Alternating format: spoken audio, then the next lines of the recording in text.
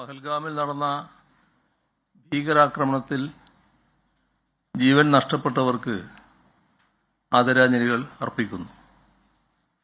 ജീവൻ നഷ്ടപ്പെട്ടവരിൽ ഒരു മലയാളിയുമുണ്ട് എന്നതിൽ നമ്മുടെ ദുഃഖം വർദ്ധിപ്പിക്കുകയാണ്.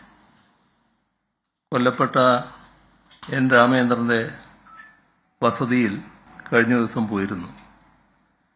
ഭീകരാക്രമണത്തിൽ മനസ്ഥൈര്യം വിടാതെ മക്കളെയും മാതാവിനെയും ചേർത്ത് പിടിച്ചത് രാമേന്ദ്രന്റെ മകൾ ആരതിയാണ്.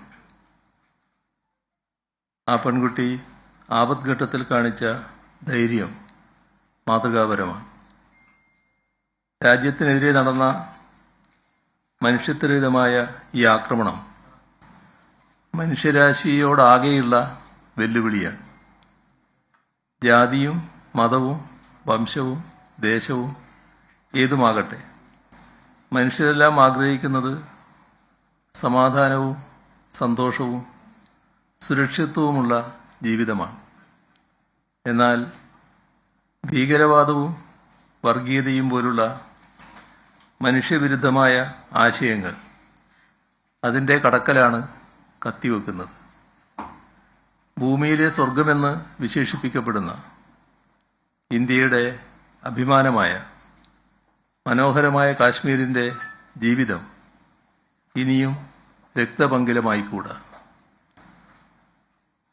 കാശ്മീരിൽ നിരപരാധികളുടെ ജീവനെടുക്കുകയും രാജ്യസുരക്ഷയെ അപകടപ്പെടുത്തുകയും ചെയ്ത തീവ്രവാദ പ്രവർത്തനത്തിന് തക്കതായ മറുപടി നൽകാൻ കേന്ദ്ര സർക്കാർ തയ്യാറാകണം.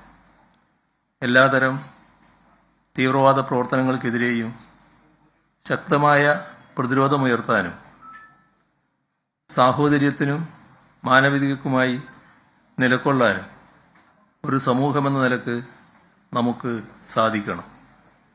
വിദ്രോഹ ശക്തികൾക്ക് ഇന്ധനമാകുന്ന വിദ്വേഷ പ്രചാരണങ്ങളെയും ഒറ്റക്കെട്ടായി നാം ഓരോരുത്തരും ചെറുക്കേണ്ടതുണ്ട്.